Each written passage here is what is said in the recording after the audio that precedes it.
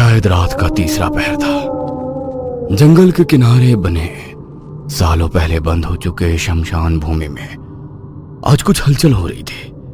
एक 22-23 साल की लड़की काले वस्त्र पहने एक पैर पर खड़े होकर अपने कमर तक फैले घने काले बालों को खोलकर कुछ मंत्र पढ़ रही थी, जो तंत्र के हर अध्याय में वर्जित है।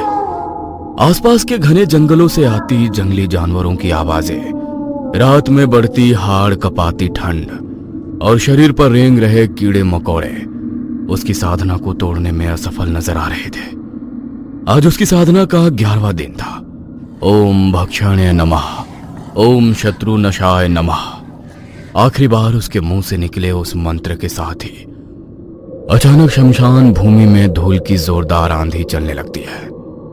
भूमि पर रखा उसका तंत्र का सामान उड़कर दूर जा गिरा था और सामने रखी मानव खोपड़ी आकर उसके सर से टकरा गई थी। एकाएक काली परछाई नजर आती है, जो आकर उस लड़की के बाल पकड़कर उसे घसीटते हुए उठाकर दूर पटक देती है। अभी भी समय है, लौट जा।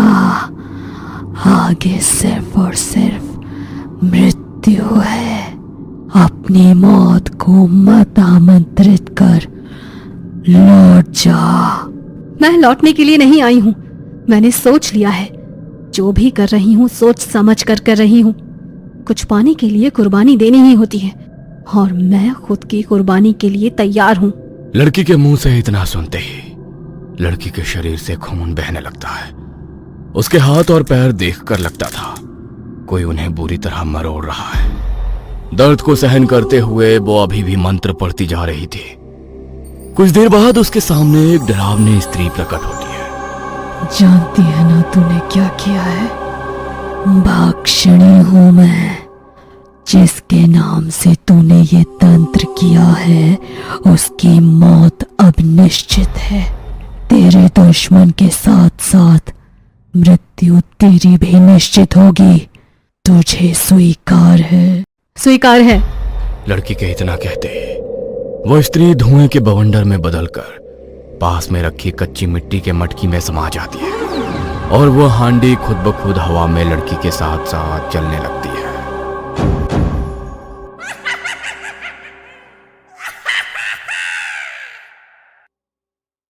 घड़ी की सुइयां रात के 12 बजने का संकेत कर रही थी। मिट्टी के दियों की मध्यम रोशनी से जगमगाते कमरे में लाल फूलों से सजे बिस्तर पर बैठी पूर्वी की आंखें अब नींद से बंद होने लगी थी। एकाएक पूर्वी की आंख बंद हुई और उसे महसूस हुआ किसी ने उसका मुंह कसकर दबा दिया है। पूर्वी बुरी तरह छटपटा रही थी। तभी घबराकर उसकी नींद खुलती है। कमरे में बिल्कुल सन्नाटा नजर आ रहा था। उसका पति पूरब कमरे में कहीं नजर नहीं आ रहा था।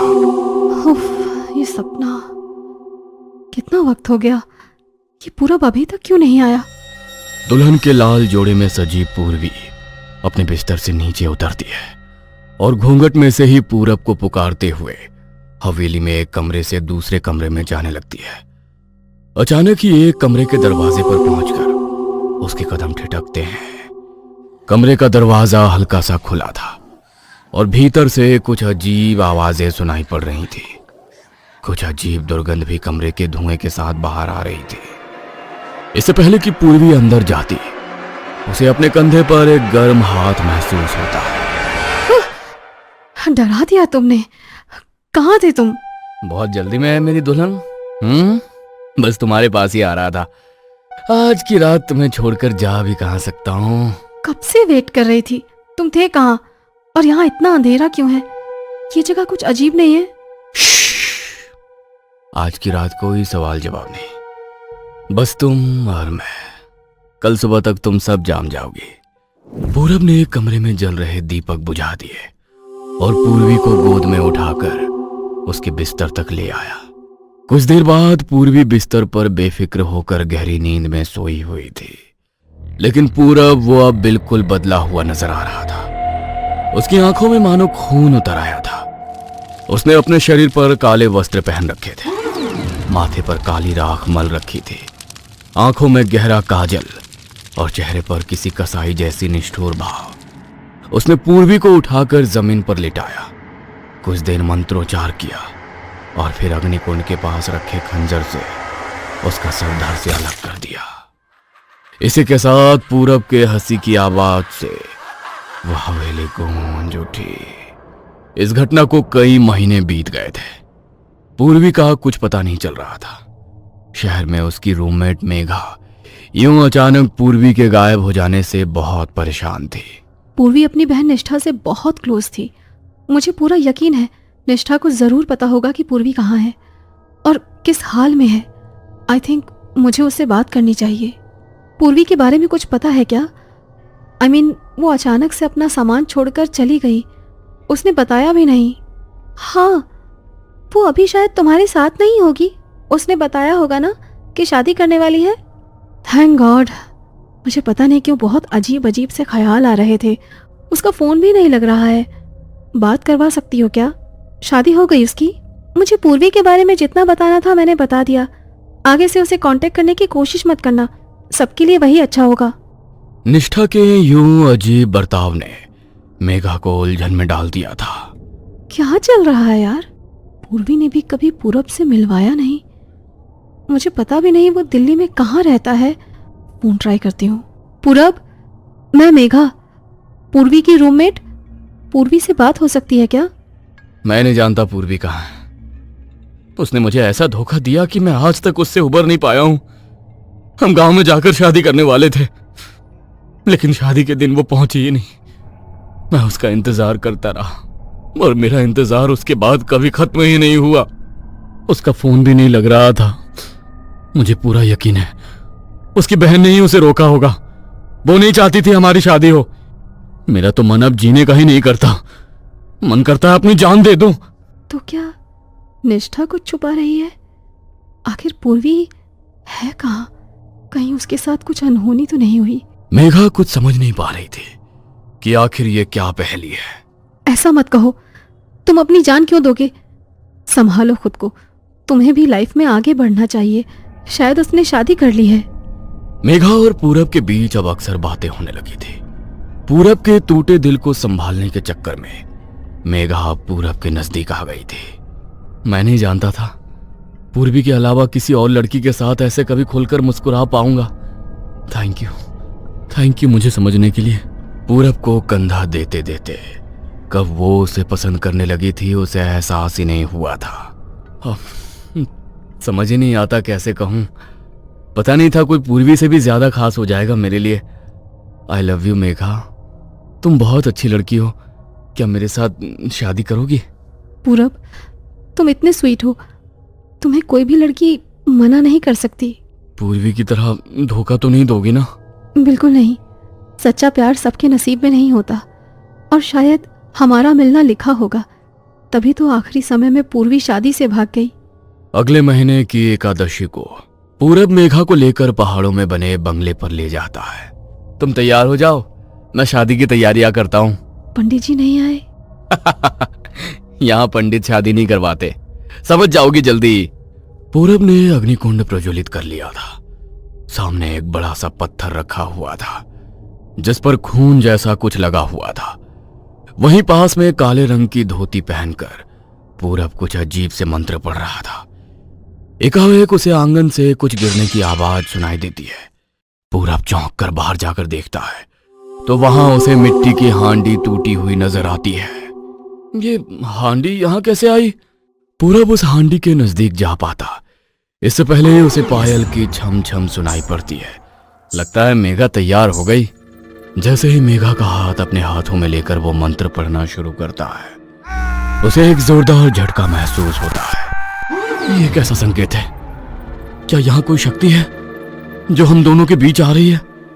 मुझे जल्दी ही ये सब खत्म करना होगा। पूरब ने जल्दी जल्दी मंत्र समाप्त किए और फिर मेघा को गले में माला पहनाकर उसे अपनी पत्नी बना लिया। बिस्तर पर मेघा घूंघट लिए बैठी थी। तभी पूरब उसके नजदीक आता है और घूंघट उठा देता है, लेकिन सामने का नजारा देख उसके पांव तले जमीन खिसक जाती है। कौन हो तुम? यहाँ कैसे आई? मेघा कहाँ है? मेरे साथ ही विवाह हुआ है तुम्हारा। अब तेरे शरीर और आत्मा पर मेरा अधिकार है। ये नहीं हो सकता। मैंने तो मेघा को माला पहनाई थी। क्या हुआ, मेरे करीब नहीं आओगे? अगर तुम करीब नहीं आओगे तो ये विवाह संपन्न कैसे माना जाएगा? पूरब आंखें बंद करके मंत्र पढ़ना शुरू करता है। तभी भक्षिणी अपने असली रूप में आ जाती है और सीधा पूरब का गला दबा देती है। पूरब के मुंह से शब्द ही नहीं फूट रहे थे, उसकी आंखें बाहर निकल आई थी और शरीर ढीला होने लगा था। भक्षिणी ने पूरब का गला छोड़ दिया और अगले ही पल एक खूबसूरत कामिनी स्त्री का रूप ले लिया। उसकी बड़ी बड़ी आकर्षक आंखें, खूबसूरत चेहरा और मादक मुस्कान देखकर पूरब अपने होश खो बैठा था। सम्मोहन में पड़कर वो उसकी ओर खींचा चला जाता है। कमरे में अंधेरा छा जाता है और कमरे का दरवाजा अंदर से बंद हो जाता है। यह पहली बार था जब शादी के बाद दुल्हन के साथ रात बिताने के बाद पूरब ने उसकी बलि ना दी हो। अगली सुबह पूरब बिस्तर पर लेटा हुआ था। वह पूरी ताकत लगाकर बिस्तर से हिलना चाहता था, लेकिन ना वो हिल सकता था, ना उसकी आवाज गले से बाहर आ रही थी। बेबसी में उसके आंखों से आंसू लुढ़क कर गाल पर आ जाते हैं। तभी उसे कमरे में छत के पंखे पर वही डरावनी छाया लटकती नजर आती है, जो जोर जोर से हंस रही थी। तू तो तंत्र का इतना बड़ा पुजारी है, जानता ही होगा भक्षिणी क्या होती है। भक्षिणी वो काली शक्ति जो जिस पुरुष के साथ संबंध बनाती है उसी का रक्त पीकर अपना पोषण करती है। अब से हर रात तू मेरे साथ रहेगा। तेरे शरीर का कतरा कतरा खून पीकर मैं अपनी प्यास बुझाऊंगी। तभी कमरे का दरवाजा खुलता है और निष्ठा कमरे में दाखिल होती है। बहुत खूबसूरत खेल रचा तूने। भोली भाली लड़कियों से शादी करके उनकी बलि चढ़ाने के बाद क्या सोचा था, अमर हो जाएगा? लेकिन कहते हैं ना, हर पापी के पाप का घड़ा एक दिन भर ही जाता है।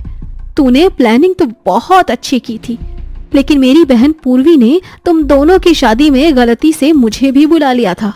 जिस समय मैं हवेली पहुंची, मैंने अपनी बहन की दिल दहला देने वाली चीख सुनी। जब मैं अंदर आई तो तुझे शैतान के सामने किसी राक्षस की तरह पूर्वी का खून पीकर नाचते देख मैं समझ गई थी कि तू कोई आम आदमी नहीं है। इसीलिए मैंने तेरे बारे में जानकारी निकालना शुरू किया। धीरे धीरे मुझे पता लगा कि तू पूर्वी से पहले भी 5 लड़कियों से इसी तरह शादी कर चुका है और अचानक से लड़कियां न जाने कहां गायब हो जाती हैं। मुझे अपनी बहन की मौत का बदला लेना था, इसीलिए मैंने ही मेघा को तेरे करीब आने के लिए मनाया और फिर वही हुआ जो मैं चाहती थी। कहते हुए अचानक निष्ठा के मुंह से खून आने लगा। नहीं, तुझे इतनी आसान मौत नहीं दूंगी मैं। अब मेरे सौदे का अगला चरण शुरू होता है। भक्षिणी की भूख शांत करने के लिए मैं उसे अपने शरीर में आने का आवाहन करती हूँ। हे भक्षिणी, इसे छोड़कर मेरे पास आओ। ये क्या कर रही हो? अरे भुगतने दो ना इसे इसके कर्म। तुम क्यों अपनी जान पर खेल रही हो? हम अब यहाँ से चलते हैं। अब देखते हैं इसका शैतान इसे कैसे बचाता है। नहीं, ये अब बिस्तर से हिल भी नहीं सकता। इसके शरीर पर जो जख्म है ना, उसके लिए इसे ना दवा मिलेगी और ना ही पेट भरने के लिए खाना। यूं ही बिस्तर पर लेटकर भूख प्यास से तड़पेगा ये। उसके जख्मों में कीड़े रेंगेंगे। मैं इसके शरीर पर शहद का लेप लगाकर जाऊंगी ताकि चींटियां इसे खतरा खतरा नोचें। हर पल अपनी मौत की दुआ मांगे ये, लेकिन इसे मौत भी नहीं आएगी। मेघा निष्ठा को रोकने की बहुत कोशिश करती है, लेकिन निष्ठा जमीन पर बैठकर मंत्र पढ़ने लगती है। अगले ही पल भक्षिणी आकर निष्ठा के शरीर में समा जाती है। निष्ठा का शरीर नीला पड़ने लगता है।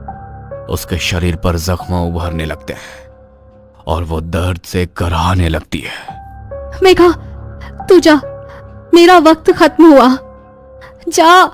मेघा के वहां से निकलते ही हवेली के दरवाजे हमेशा के लिए बंद हो जाते हैं और कुछ ही देर में भक्षिणी निष्ठा के शरीर का कतरा कतरा खून पीकर उसे एक सूखी लकड़ी जैसा बना देती है। अगले 1-2 दिन में निष्ठा की मौत हो जाती है। निष्ठा तो आजाद हो गई थी, लेकिन पूरब वो रो रो कर अपने लिए मौत मांग रहा था, लेकिन उसकी वो पुकार सुनने वाला वहां कोई नहीं था, क्योंकि उसे अभी अपने कर्मों की सजा भुगतना बाकी था।